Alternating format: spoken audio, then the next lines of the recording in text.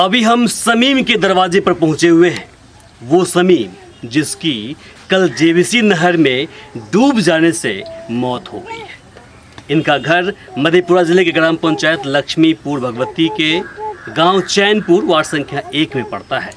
दुर्भाग्य की बात है कि ये कल उस वक्त पानी में डूब गए जब हाथ पाँव धोने के लिए जेवीसी नहर में उतरे, और दुर्भाग्य से जानकारी यह मिल रही है कि जब हाथ पाँव धो रहे थे जेवीसी नहर के अंदर तो इनका पैर नहर में फिसल गया और फिर कहीं न कहीं नहर के अंदर डूब करके वो मर गए।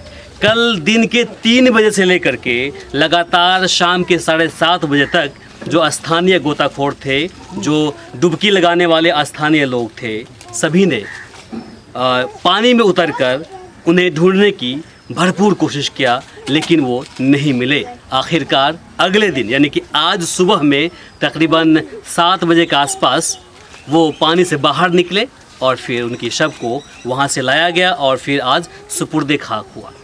अब इतना कुछ होने के बाद जो पुलिस प्रशासन का जो रोल रहा है, आपको उसके बारे में कुछ समझा देते हैं। उसके बाद आपको हम बताएंगे कि उनके जो बच्चे हैं, बीवी हैं, उनकी क्या स्थिति है, और साथ ही यह भी बताएंगे कि जिस प्रकार से समीम साहब की पोस्टमार्टम नहीं हुई है उसके पीछे की कहानी क्या है, आखिर क्यों ये सभी लोग सरकारी लाभ से वंचित रह गए, आपको हम बताएंगे। लेकिन सबसे पहले आपको बताते हैं कि इस पूरे प्रकरण के दौरान जो पुलिस प्रशासन है उसकी क्या जिम्मेदारी है और क्या जिम्मेदारी थी, क्या उसने निर्वाहन किया या नहीं किया, आपको बता देते हैं। कल जैसे मुझे जानकारी मिली हम वहाँ पहुँचे 3:30 बजे के आसपास। फिर हमने संबंधित जो थाना था, 3 इसलिए थाना है क्योंकि जो नहर है जेवीसी नहर वो सुपौल, अररिया, मधेपुरा से होते हुए पूर्णिया को निकल जाती है और सीधे जाकर के वहाँ पर गंगा नदी में मिलती है। तो हमने उस क्षेत्र के जो भड़गामा थाना है जो अररिया ज़िले के अंदर पड़ता है, वहाँ के जो संबंधित थानाध्यक्ष हैं उनको मैंने कॉल किया, वो समय पर पहुँच गए। उसके बाद सुपौल ज़िले के थाना जदिया, उनका भी क्षेत्र पड़ता है, उनको मैंने कॉल किया, वो भी यहाँ पहुँच गए। वहीं मधेपुरा ज़िले के जो थाना है श्रीनगर, उसका क्षेत्र भी पड़ रहा था वहाँ पर, लेकिन वो शाम के 7:15 बजे तक वहाँ पर नहीं पहुँचे। 112 की टीम पहुँच गई, 2 थाने की पुलिस पहुँच गई, लेकिन श्रीनगर थाना के जो थाना के तरफ से ना तो कांस्टेबल और ना ही कोई चौकीदार वहाँ पर सूद लेने के लिए पहुँचे। और फिर वो लोग 8:30 बजे के बाद वहाँ पर सीओ के साथ पहुँचे। इस दौरान क्या होता है, हमने उसे निकालने के लिए पानी से जो एसडीआरएफ की टीम की मदद के लिए हमने सुपौल के एसडीओ उससे संपर्क किया, उसके बाद मधेपुरा के एसडीओ उससे संपर्क किया, मधेपुरा के डीएम से संपर्क किया। सभी कहना है कि देखिए हमने टीम को वहाँ पर भेज दिया है, और टीम आई, काफ़ी दूर से टीम को आना पड़ता है, तो वो लगभग 10:30 बजे के आसपास आई और वहीं कहीं ना कहीं वो रात होने की वजह से ब्लॉक में रुक गई।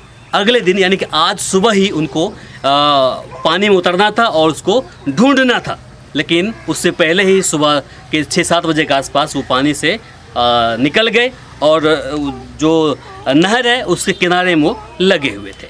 अब हम उनके परिजनों से मिलते हैं और बातें करते हैं कि आखिर उनका इस पर क्या प्रतिक्रिया है। जिस प्रकार से घर का इकलौता कमाने वाले व्यक्ति, जिनके कंधे पर बहुत बड़ी जिम्मेदारी थी, एक लड़की है जिसकी शादी के लिए शादी के लिए वो पैसा इकट्ठा कर रहे थे, बातें चला रहे थे। इसके बाद 5 बेटी है ना, 5 बेटी है, 5 बेटी और 2 लड़का। वहाँ पर किस लिए गए थे आपके पति? पटवा काटे गेले रहे, पटवा काट के गेले रहे, नहर में डूब गेले। पटवा काटने के लिए गए थे? पटवा काटे ले गेले रहे, पटवा काटते काटते नहर में बना गेले, गोरे ले गेले, हाथ धोए ले डूब गेले। किन के यहाँ गए थे, कौन ले गए थे उनको वहाँ पर? ये गफार के पटवा काटे रहे, खोजरी के गफार के। अच्छा। वो गफारी ले गेले, पटवा काट के एत इचहरी लोग ले गेले अपना घर लोग। अच्छा। वही बगल नहर में गोरलक, वही इतना खंता में, वही बगल नहर में अले रहे, हाथ धोए ले। अच्छा। बस डूब गेले। अच्छा, वो कितने दिनों से वहाँ पर काम कर रहे थे? कल टा गेले रहे। कल ही तो गए थे वो? कल टा गेले रहे। कितने रुपए दिहाड़ी पे गए थे? कितना दल के वो न हमरा कह के कुछ हो गेले, नहीं जानबो न कर लिए। अच्छा, आ कितना पर गेले नहीं गेले 10 बरस लाट रहे कि जान गेली हम कुछो न जान लिए। 10 आदमी का लाट था। 10 आदमी के लाट रहे। तो बाकी जो 9 लोग थे उनसे क्या जानकारी आपको मिली, कैसे वहाँ पानी में पहुँच गए वो? वह सब देखलकै कखनी कहाँ न मरि गेलै, तब उ सब फोन करलकै जे डूबि गेलै बच्चा से हल्ला कैलकै। अच्छा, आ उ सब कोई न देखलकै, कहलकै डूबि गेलै, तब एलै उ सब देखलकै। गेलै छाँकै लए नहिए न डर से कोई न हल्ला करलकै, तब फोन करलकै। अच्छा, तब एतऽ से लोग गेलै ढेरी हाँ। गेलै हेरलकै भरि कऽ कतौ न मिललै, तब आइ मिललै। घर के कमाने वाले इकलौता थे आपके पति या फिर कोई और भी? एकेटा रहे कमाबै वाला, 5टा बेटी छै बियाह करै लए, एकेटा रहे कमबै वाला। बेटो सब छै छोटका निर्बुद्धिया, केना अयतै। तो अब आपकी जो लड़की है इनका परवरिश कैसे होगा? हम जे करते सब न। जानकारी मिल रही है कि आपके पति का पोस्टमार्टम भी उन्होंने नहीं दिया, क्यों नहीं होने दिया? नहीं देलिए, की हेतै पोस्टमार्टम करके, की हेतिए नहीं जल देलिए। क्यों नहीं जाने दिया आपने? नहीं लेतिए उ पोस्टमार्टम वाला टका, की करतिए। पोस्टमार्टम वाला टका मतलब क्या होता है? उसके अंदर कुछ होता है, गलत टका है वो? पैसा में कुछ गंदगी लगी होती है क्या? पोस्टमार्टम वाला टका नहीं लेलिए। क्यों नहीं लिया? कहलिए नहीं लेबै पोस्टमार्टम के टका, की हेतै। जब चलि गेलै दुनिया से एहन लोग, तो पोस्टमार्टम के टका की करबै, लए कऽ चिड़ा फड़ा की करबै। आपके पास में जो 3 लड़कियां हैं जिसकी शादी, 4 लड़की शादी नहीं हुई ना? हाँ। 4 लड़की शादी नहीं हुई है, नहीं उसकी शादी कैसे होगी, कैसे परवरिश करेंगे आप लोग? हम जे अल्लाह करे। नहीं, वो जो पैसा होता है कहाँ का पैसा होता है? वो किसी दूसरे आदमी का गंदगी पर का पैसा होता है क्या? किसने बोला कि मतलब वो पैसा नहीं ले सकते हैं? नहीं लेती है, वो की करती बेटी है। की शादी कीजिएगा तो कम से कम आपको, जो आजकल प्रचलन चला है हमारे समाज के अंदर दहेज देने का, तो वो तो आपको देना पड़ेगा। तो नहीं ले पड़ते। कहाँ से दीजिएगा? ज़मीन कितनी है आपके पास? नहीं छै जमीन, इतने छै। जिसमें बसे हुए हैं उतना ही है, उतने वो कवाला नहीं भेल छै वही। केवाला भी नहीं हुआ है। तो बताइए फिर कैसे करेंगे आप? दुनिया से गेले के की करते। ये सोच रहता है हमारे बीच में। अब देखिए छोटी लड़की है और ये एक लड़की है जो आने वाले वक्त में शादी के लायक हो जाएंगी। ये एक और बेटी है, ये लड़का है और ये भी है ना, ये भी लड़का है। अब बाबू तुम बताओ, अब तो तुम बड़ी हो रही हो, पापा जी तुम्हारे नहीं रहे, कैसे क्या होगा अब?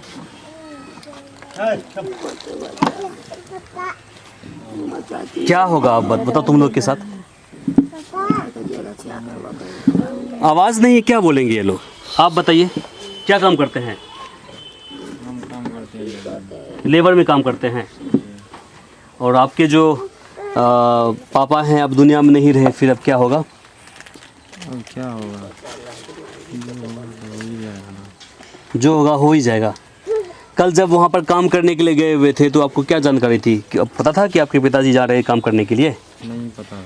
नहीं पता था। नहीं, इससे पहले वो काम करते थे कहीं पर? इससे पहले काम करता था वो, फिर 2 दिन छुट्टी में रह गया। अच्छा, फिर कल गया तो पता ही नहीं चला कब गया है, कब डूबा है हमको वो भी पता नहीं है। हमको 4 बजे पता चला।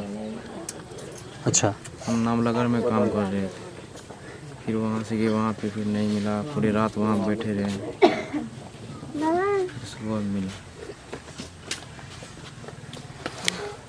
अब देखिए इनके ऊपर अब तो जिम्मेदारी बढ़ गई है। अब आपको मैंने दिखा दिया क्या स्थिति है। इनका घर का दृश्य देख लीजिए, आप ही घर है इनका? ये देख लीजिए घर इनका यही है, दिखा दीजिएगा घर, ये घर है उसका। यहीं पर रहते थे और इकलौता कमाने वाले थे, और फिर अब वो दुनिया में नहीं रहे।